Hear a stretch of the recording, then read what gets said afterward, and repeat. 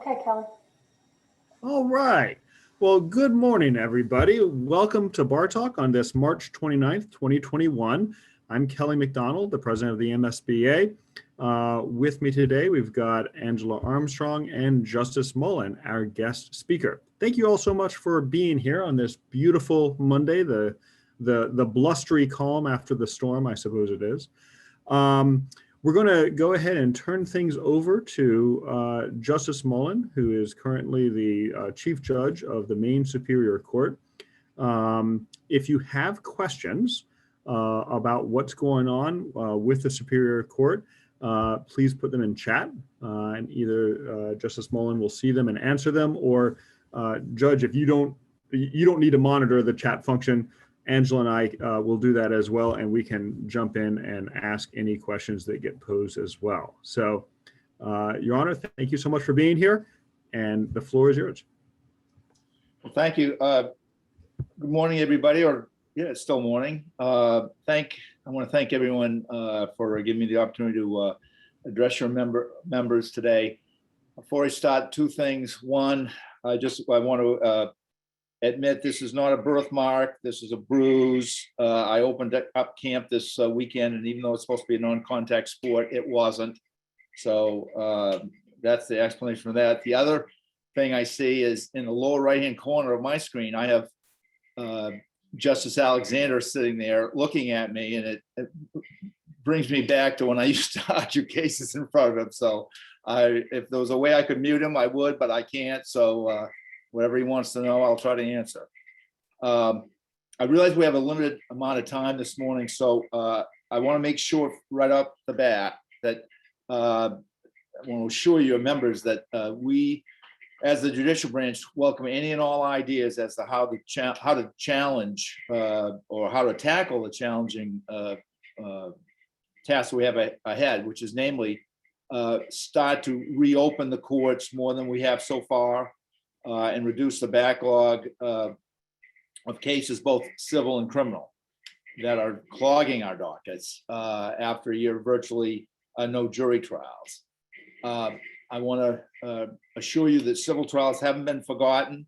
However, as I said to the Maine Trial Lawyers Association a couple of weeks ago, when the Chief Justice Meade and I had an opportunity to address their members, it's tough to argue that the court should concern itself with matters where frankly, the primary focus is money damages, when there are a substantial amount of cases that are pending where a person's liberty is at stake, either because they're in jail or they could be in jail, depending upon the verdict in their trial. I've got some numbers. I'm not going to dwell on those, but they are daunting. The criminal numbers, we basically have almost 10,000 more cases now pending than we did last year at this time. We had 17,263 cases as of May 12th last year. Now we've got almost 27,000 cases, 26,927. Civilly, we're in a little better shape. There were a little over 2,000 cases pending last year. There's 2,233 cases pending now. Some counties are in better shape than others. The top counties that have the most pending cases, no surprise, are Cumberland, Androscoggin, York, Penobscot, and Kennebec. And then you have some counties which, frankly, we just can't go forward with jury trials, period, under the current number requirements, including social distancing, number of people we can have in the courtroom at one time, such as Franklin County. I think the decision has been made, frankly, that we can't go forward in Franklin County while we're still operating under these impediments. There's a couple questions I'd like to ask the viewers to think about what the answer is. And frankly, how many people think that we can open every courthouse in the state on the same day? And the second question is, how many courthouses can have jury trials in the same region at the same time? And the answer to question one is we can open up every courthouse, but only if we don't want to run dockets in them. And the answer to question 2 is there's not many courthouses in the same region where we can run jury trials at the same time. And in fact, I'm not sure there's any. And the major problem or the reason for these 2 answers is simply a lack of judicial marshals. And so please consider this a pitch for anyone who can talk to the legislators, do whatever you can to try to impress people that our courthouses are only at maximum efficiency when they're open and we're hearing cases, and we simply can't do that everywhere because of the lack of marshals. Now, this was a problem that was it was a problem before COVID, but it was workable. We frankly just didn't have entry-level screening everywhere. The former chief felt very strongly that we should, and I think we should. I don't think it sends a very good message to the clerks in a particular courthouse if you only have marshals there when the judge is there, but that was the message that was being sent because we just didn't have enough people. Now, with the requirement of entry-level screening to ask the COVID questions and so forth, dockets are being canceled on certainly on a weekly basis in different courts because we just don't have the marshals to open the courthouses up. Doesn't mean the courthouses aren't working in so far as the clerks are in working. We're having Zoom conferences and Zoom hearings, and then you don't need a marshal in there, but the courthouse itself isn't open. And those of you up in Penobscot County, I think probably particularly know what I'm talking about, because the district courts up there have had to cancel dockets, it seems to me, on a daily basis. Maybe it's weekly, but they just have to cancel dockets because we just don't have enough marshals to open up to the public. And you might ask, well, how can this happen? There's a number of ways. Retirements, we have a difficulty filling vacancies that we have. We don't have many vacancies, but the ones we have, we've had difficulty filling those. The number of marshals that are going to be needed to conduct jury trials, including the selection process, is a stressor. And then the requirement of mandatory entry-level screening. Now, as I said, it's accurate to point out that running dockets virtually does reduce the number of marshals needed insofar as you don't need one in the courtroom when there's no one else attending. But you still need a marshal, for example, in a courthouse when if you're running something that's open to the public, and most things are, and because of a limit on the number of people you can have in a courtroom, you're trying to show it on a monitor, but you need someone to kind of keep an eye on that monitor to make sure that nothing happens with the equipment that we have. We're looking at ways to try to make proceedings accessible to the public, which wouldn't require a marshal, such as putting matters on YouTube, which I know a year ago, that idea was kind of hooted at by some people, but now I think it's happening across the country, and I think we're going to take a good hard look at it. And obviously limits on numbers of people in the room at the same time is a challenge in terms of conducting arraignments. The days of mass arraignments have disappeared, and I'm not sure if or when they'll come back. Conducting dispositional conferences, those are going virtually as opposed to in person. Some people would prefer them in person. Some people love them. I think that's one of the things, frankly, we're going to keep to some degree once we get out of this pandemic, but to what extent, I'm not sure. You might say, well, why don't you just hire more marshals? That seems pretty simple. The problem is we have a finite number of postings and positions to fill. And we have looked at it hard, and we think we need about 20 positions to really run the courts effectively. But money pre-COVID, much less post-COVID now, is obviously pretty tough to come by, and we have to compete with a lot of very good projects and people coming to the legislature and asking for funds. And so I'm not sure how it's going to go, but I'm going to continue to harp on this until we get some marshals. This pandemic continues to dramatically affect how we do business in the courts. The judicial branch recognizes that civil litigants have rights as well, rights that we are trying to respect. And we're painfully aware that we can't put civil matters on hold indefinitely. One way of attempting to dig out of this is being discussed presently by a group of attorneys. It's chaired by Justice Horton on the Supreme Court. His group, I don't believe, has a formal name, at least as of 2 weeks ago, but he referred to it to me as the Judge Attorney Civil Jury Trial Working Group. They've met, I believe, 3 or 4 times. They have a meeting later this week. There are multiple attorneys on the group, split geographically, split between the plaintiff and defense bar. I believe Jennifer Kruckle is the MSBA representative on it, and they're discussing various ideas as how to chip away at the backlog of civil cases. And one is really not new. It would be adding civil cases to the backup as a backup case to criminal trials on a docket call. Now, this would require an amendment to the PMO, which presently states basically no jury trials. The cases, as I understand, would be strictly backup in nature, and would be where they would not displace any criminal cases. There's some sentiment that perhaps that rule should be restricted to no displacement of criminal in custody cases, and that perhaps intermingling a few civil cases among the misdemeanor trials where a defendant is not in custody, and perhaps that misdemeanor, let's say an OUI trial has only been pending for a few months, where there's been a civil matter that is years old, that maybe should take some precedence. But that's a discussion that's ongoing. And right now, the PMO is pretty clear that we don't have jury trials.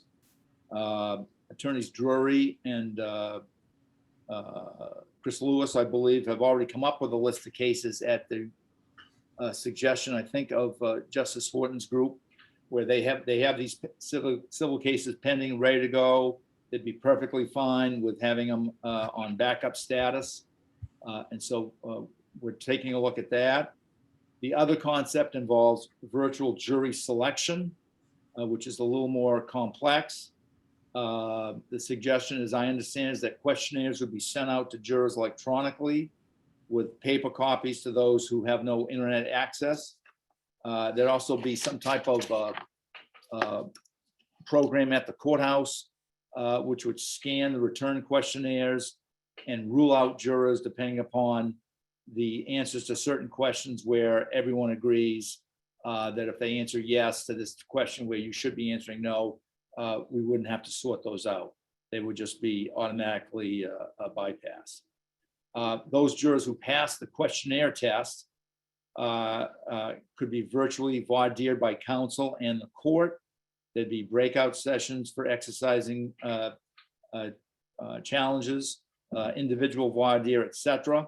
Now, this would take some training for the judges and clerks and attorneys, but it's doable. It is being done in certain cases across the country. I know the state of Washington put on a presentation where some judges were pretty skeptical going in and came out saying, gee, we can do this.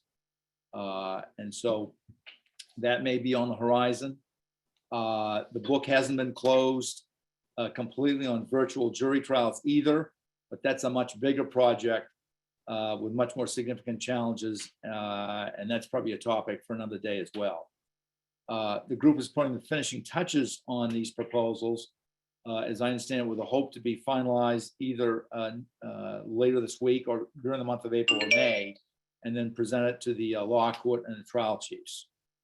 The virtual jury selection and so forth would have serious time savings in terms of not having to go over the questionnaires manually by the judge, attorneys, and clerks, a savings in time and mileage for jurors because they wouldn't have to come to court, at least initially. It'd be much more efficient.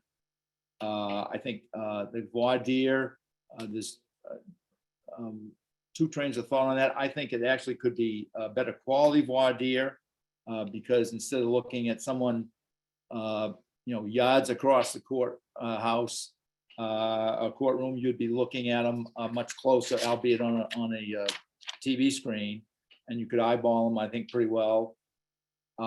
Virtual voir dire is very, very successful in states that have tried it, and I know there are some members of the Maine Bar that are really pushing it, and so that's on the table.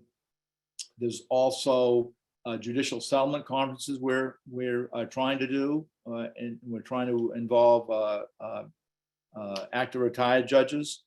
We're trying to do mediations.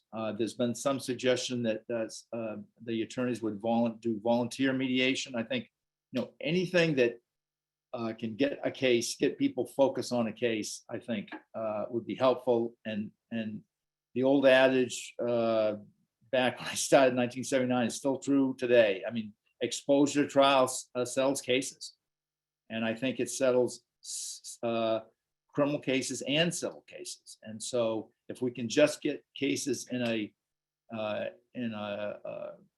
context where there's a real chance that you might get heard, we can start to chip away at this backlog. I would like to think maybe it's overly aspirational to think we could be through with the criminal backlog in a year, but maybe 18 months. And the civil case backlog, again, is not as bad as the criminal, but of course, as long as we put criminal front and center, then it's not going to go away unless we come up with some other ways of trying to resolve cases short of trial.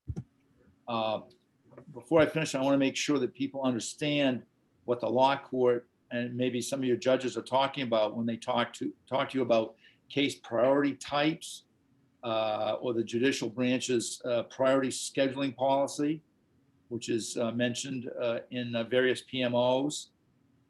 These case priority types were created about 19 years ago, when I'm sure some of your members were probably in law school, if not college or high school, but they live on today, and they talk about basically urgent matters, which are emergency requests involving personal safety, PAs, PHs, child protection, preliminary protection orders, TROs, other emergency hearings. Those are supposed to be front and center. Second are family matters, which include child protection, parental rights and responsibilities, juvenile matters, and anything else in which a child's welfare is at stake. And then criminal matters, including trial, pretrial, and post-trial proceedings. And then fourth, at least in the priority list, is, quote, other matters. And civil jury trials aren't even mentioned, although obviously they fall within the other matters. The PMO dated March 15th says, although all case types and jury trials are permitted to be heard under the terms of phase 5, the 5 different phases set out in the PMO, the actual setting of any matter for trial or hearing remains subject to the judicial branch's long-standing priority scheduling policy. And so that's kind of a long-winded way of saying, and maybe this is an unfair comparison, but if you ever saw the movie Stripes, when Bill Murray is asked early on in the movie, as he's going through the induction process, have you ever been convicted of a felony? And he says, convicted? No. Well, to me, that's kind of the same way when we're saying trials are permitted, but then when we refer back to the priority judicial priority list, that's why we haven't had civil jury trials. But I think things are changing. I think the trends are better. We're getting vaccinated. I think people are more willing to be vaccinated now than they might have initially been. I think we're truly all in this together. And I think we're going to get through this together. And I think we're going to come out stronger and smarter than we were when we entered into it. So I just ask people to be patient. And as I said, any idea that people have, we welcome any and all ideas. And we'll get through this, folks. And that's basically what I have. Well, thank you so much, Your Honor. I really appreciate that. I've got a couple of questions that came up in the chat. I'll invite folks to add other questions as we're working through these. I'm going to actually start out with a question of mine, following up on what you just said.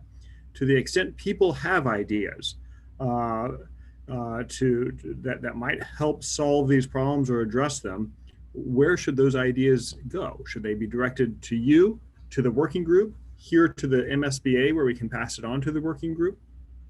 I'm not trying to be flippant, but all of the above. Amy Quinlan is our communications director. She's a great resource.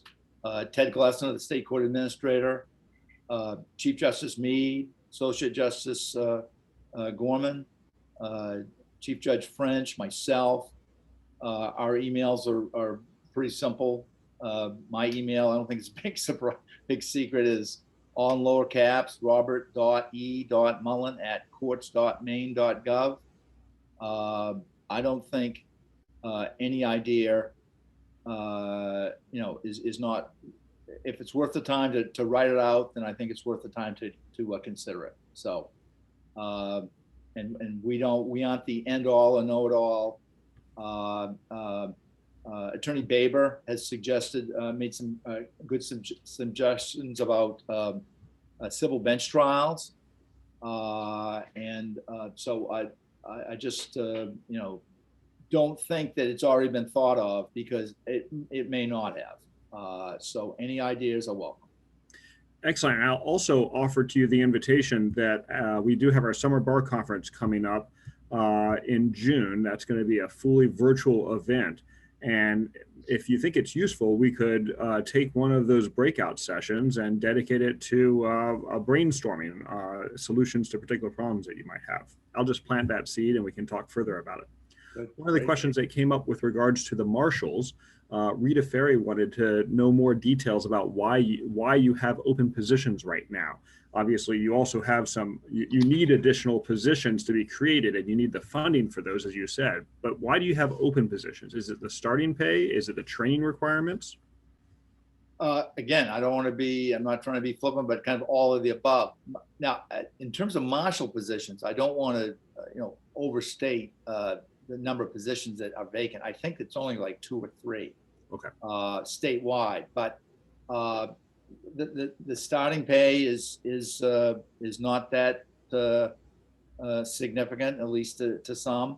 I think I'm pretty accurate when I say that a lot of police departments across the state are scrambling to fill their positions. I don't know if this is true, but I've heard enough to think it must be true that the city of Portland's offering a signing bonus in the amount of several $1,000s to take on a job as a policeman in Portland. And so those positions are hard to fill. There are some requirements are I'm told anyway, are somewhat onerous by people who are looking at them. The manpower, we've upped the pay, so it's not a whole lot less, frankly, than what a starting marshal would get, obviously without benefits, because it's considered a part-time position. But we have some of those in some parts of the state that there's just no one applying. So it's tough. It's tough. But it sounds like the real need is you need the funding for about 20 new positions in addition to filling the few that you have open. Yes. Yeah. I think most of the time we're pretty much maxed out in terms of the positions as a marshal. And we've kind of robbed Peter to pay Paul in the past with manpower.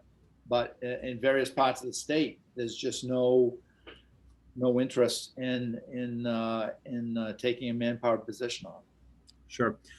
Then Rick Smith asked, in civil cases, will the court will be allowing expert witness testimony to be conducted electronically, Zoom or similar? That's going to be up to the presiding justice. But I can tell you tomorrow, and I'm not trying to say that this is how I'll always rule, but tomorrow I'm doing a TRO and it's all by Zoom. And I expect there's going to be some people who are of the expert variety. All right, excellent. Rita, Rick, thank you guys for your questions. I don't see any other questions right now. Justice Mullen, thank you so much for taking your time this morning and giving us an update on what's going on.